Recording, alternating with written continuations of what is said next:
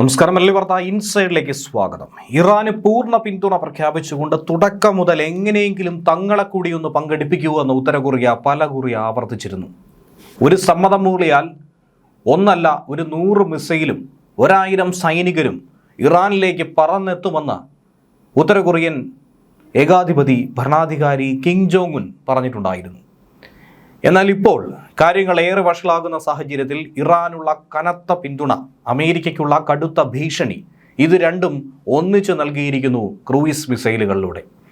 കിമ്മിൻ്റെ കയ്യിൽ നിന്നും ആ ആണവ ബോംബുകൾ ഇറാനിലേക്ക് എത്താൻ ഇനി ഏതാനും ദിവസങ്ങൾ മാത്രം മതിയോ, അതോ മണിക്കൂറുകൾ മാത്രമേ ശേഷിക്കുന്നുള്ളൂ?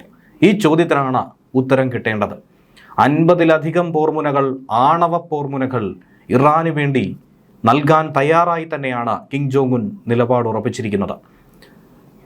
2013 മുതൽ 2012 കിം ജോങ് ഉൻ അധികാരത്തിലേറി തൊട്ടടുത്ത വർഷം മുതൽ വികസിപ്പിച്ചെടുത്ത പലവിധ ആണവ പോർമുനകൾ, 120-ലധികം പരീക്ഷണങ്ങൾ ഈ ചുരുങ്ങിയ കാലയളവിനുള്ളിൽ. കിം ജോങ് ഉന്നിൻ്റെ പൂർവികരിൽ അച്ഛനും മുത്തച്ഛനും ഒക്കെ തന്നെ നടത്തിയിട്ടുള്ള പരീക്ഷണങ്ങൾ കേവലം 30-ൽ താഴെ മാത്രം. ആ ഘട്ടത്തിലാണ് 3-4 ഇരട്ടിയിലധികം തവണ മിസൈൽ പരീക്ഷണം നടത്തി ആണവ പോർമുനയുടെ വലിയ കലവറ തന്നെ തയ്യാറാക്കി അമേരിക്കയെ കാത്തിരിക്കുന്നത്. കേവലം 72 മണിക്കൂറിനുള്ളിൽ കളി മാറ്റിത്തരാമെന്നാണ് ഉത്തര കൊറിയയുടെ മുന്നറിയിപ്പ്. റഷ്യ വഴി ഉത്തര കൊറിയൻ വിമാനം നേരെ ഇറാനിലേക്ക്. വളരെ കലുഷിതമായ സാഹചര്യത്തിലൂടെ തന്നെയാണ് ഇപ്പോഴത്തെ സാഹചര്യം കടന്നു പോകുന്നത്. ഇറാന്റെ പരമോന്നത നേതാവായി മുസ്തഫ ഖമനിയെ തിരഞ്ഞെടുത്ത തൊട്ടു പിറകെ തന്നെ ട്രംപിന്റെ ഭീഷണി വന്നിരുന്നു. അധികകാലം വാഴില്ല എന്നുള്ളത്, സമാധാനപരമായി ഭരിക്കാൻ അനുവദിക്കില്ല എന്നുള്ളത്, തങ്ങൾക്ക് കൂടി അഭിമതനായിട്ടുള്ള ഒരു നേതാവിന് മാത്രമേ ഇറാനിൽ വാഴിക്കുകയുള്ളൂ.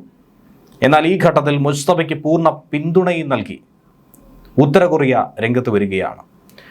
ഇസ്രയേലും അമേരിക്കയും ഇറാനിൽ നടത്തുന്ന ആക്രമണങ്ങളെ ശക്തമായി തന്നെ അപലപിച്ചുകൊണ്ട് തള്ളിക്കളഞ്ഞുകൊണ്ടാണ് കിം ജോങ് ഉന്നിൻ്റെ വരവ്. അമേരിക്കയും ദക്ഷിണ കൊറിയയും സംയുക്ത സൈനിക അഭ്യാസം തുടങ്ങിയതിന് പിറകെ തന്നെ ഉഗ്രശേഷിയുള്ള ക്രൂയിസ് മിസൈലുകളാണ് ഉത്തര കൊറിയ പരീക്ഷിച്ചു കൊണ്ടിരിക്കുന്നത്. ഇത് കേവലം പരീക്ഷണങ്ങളല്ല, മുന്നറിയിപ്പുകളാണ്. യുദ്ധകപ്പലായിട്ടുള്ള ചോയ് ഹോണിൽ നിന്നാണ് ഈ മിസൈൽ വിക്ഷേപണം നടത്തിയത്. കടൽ മൈനുകൾ നിക്ഷേപിക്കുന്ന ഇറാന്റെ 16 കപ്പലുകൾ അമേരിക്ക തകർത്ത ഒരു സാഹചര്യം ഉണ്ടായി. ഈ ഘട്ടത്തിൽ കൂടിയാണ് പരീക്ഷണം കടുപ്പിച്ചുകൊണ്ട് നിലവിൽ ഉത്തര കൊറിയയും രംഗത്ത് വന്നത്. ഹോർമുസ് കടലിടുക്കിൽ മൈനുകൾ സ്ഥാപിക്കുന്നതിനെതിരെ ട്രംപ് നേരത്തെ ഇറാന് മുന്നറിയിപ്പ് കൊടുത്തിരുന്നു. ആർക്കും അപകടം പറ്റുന്ന രീതിയിൽ പ്രത്യേകിച്ച് എണ്ണക്കപ്പലുകളെയും ചരക്ക് കപ്പലുകളെയും ടാർഗറ്റ് ചെയ്യുന്ന പരിപാടി അതിവിടെ അവസാനിപ്പിച്ചിരിക്കണം. ഈ മുന്നറിയിപ്പിന് പിന്നാലെയാണ് 16 കപ്പലുകളെ അമേരിക്ക തകർത്തിരിക്കുന്നത്. തകർത്ത കപ്പലുകളുടെ എണ്ണവും കപ്പലുകളുടെ ദൃശ്യവും അടക്കം അമേരിക്കൻ സൈന്യം പുറത്തുവിട്ട് ഭീഷണി മുഴക്കുകയാണ്.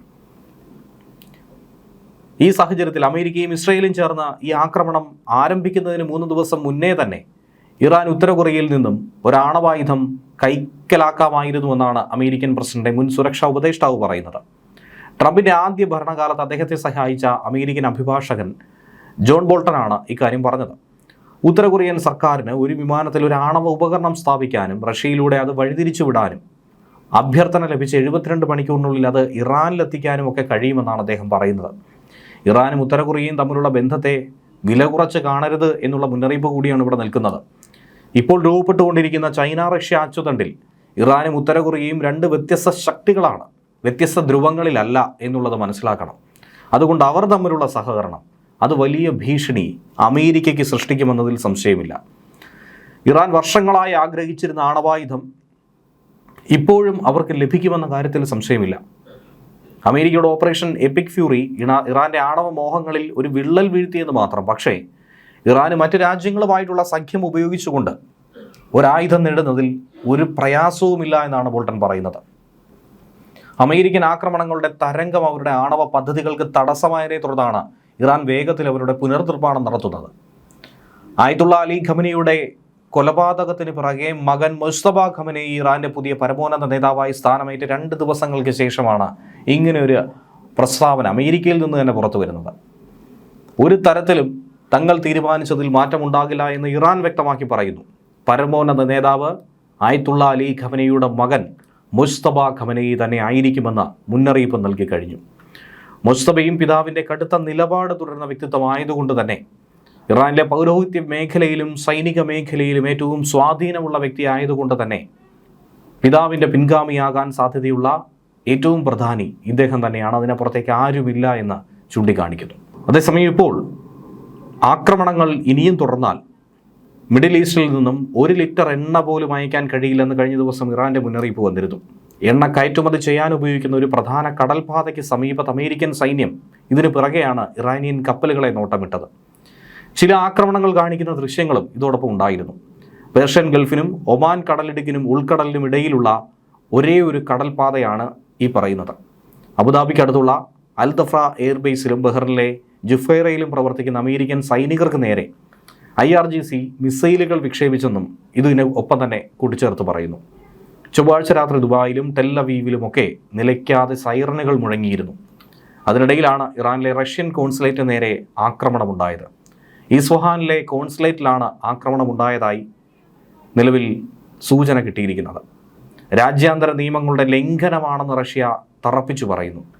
ആർക്കും പരിക്ക് സംഭവിച്ചതായി ഇതിൽ പറയുന്നില്ല. ഓഫീസ് കെട്ടിടത്തിന് കേടുപാടുകൾ സംഭവിച്ചിട്ടുണ്ട്. രൂക്ഷമായ സംഘർഷം തുടരുന്നുണ്ട്. പരസ്പരം ഭീഷണി മുഴക്കി അമേരിക്കയും ഇറാനും ഒരുപോലെ തന്നെ നിൽക്കുന്നു, കട്ടയ്ക്ക് നിൽക്കുന്നു. ഹോർമുസ് കടലിടുക്കിലൂടെയുള്ള എണ്ണയുടെ ഒഴുക്ക് തടയുന്ന തരത്തിൽ ഇറാൻ എന്തെങ്കിലും ചെയ്താൽ ഇപ്പോൾ കാണുന്നതിനേക്കാൾ 20 മടങ്ങ് ശക്തിയോടെ ആക്രമിക്കുമെന്നാണ് അമേരിക്കയുടെ ഭീഷണി. ഇതിനു പിറകെയാണ് ട്രംപിന് നേരെ ഭീഷണിയുമായി ഇറാന്റെ supreme national security council secretary ആയിട്ടുള്ള അലി ലാരിജാനി കൂടി വന്നിരിക്കുന്നത്. കാര്യങ്ങൾ ഏറെ വഷളാകുന്ന സാഹചര്യത്തിൽ ഇനി എന്താകും എന്നുള്ളതാണ് ഏവരും ഉറ്റുനോക്കുന്നത്. ന്യൂസ് ഡെസ്ക് മലയാളി വാർത്ത ഇൻസൈറ്റ്.